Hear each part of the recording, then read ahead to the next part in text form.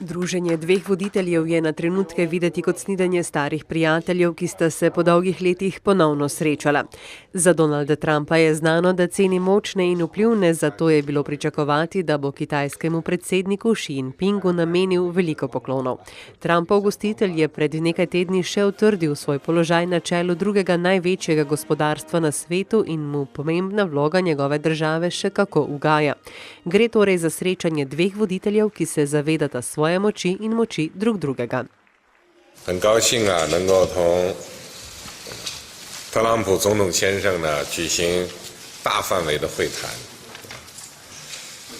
在此我再一次代表中国政府和中国人民对特朗普总统对中国的国事访问表示热烈的欢迎。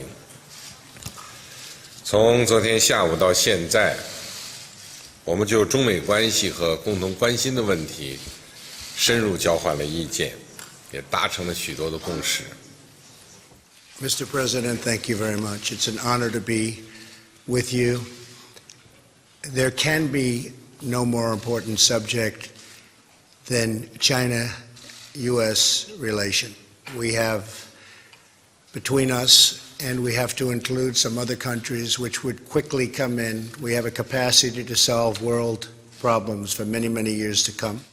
Če gre verjeti predsednikoma, se bosta državi zavzemali za čimprejšnjo rešitev severnokorejskega problema. Trump tokrat režimu v Pjongjangu ni grozil z orožjem. We agreed not to replicate failed approaches of the past, and there were many.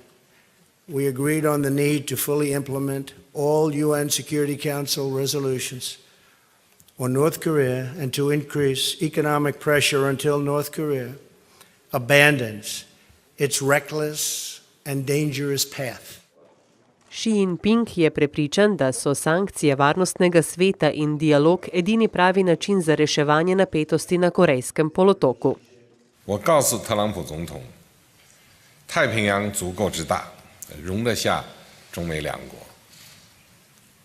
双方应该在亚太事务中加强沟通和合作，培育共同的朋友圈，形成建设性的互动的局面，共同维护和促进地区的和平和繁荣。 Voditelja sta se pogovarjala tudi o gospodarskem sodelovanju med državama. Trump je prepričan, da je to sodelovanje trenutno preveč enostransko in bi si želel nekaj več vzajemnosti. I don't blame China.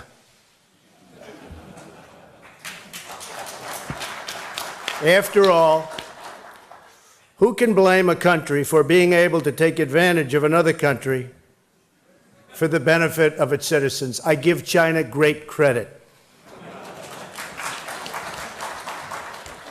But in actuality, I do blame past administrations for allowing this out-of-control trade deficit to take place and to grow. Kitajska nikomur ne bo zapirala vrat, odgovarja kitajski voditelj.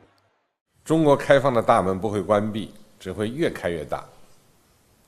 我们将按照中共19大作出的战略部署，推动形成全面开放的新格局。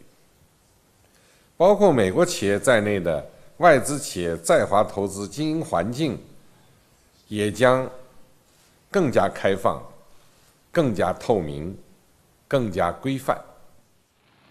Oba voditelja sicer že jutri pričakujejo v Vietnamu, kjer poteka vrh Azijsko-pacifiškega foruma o gospodarskem sodelovanju.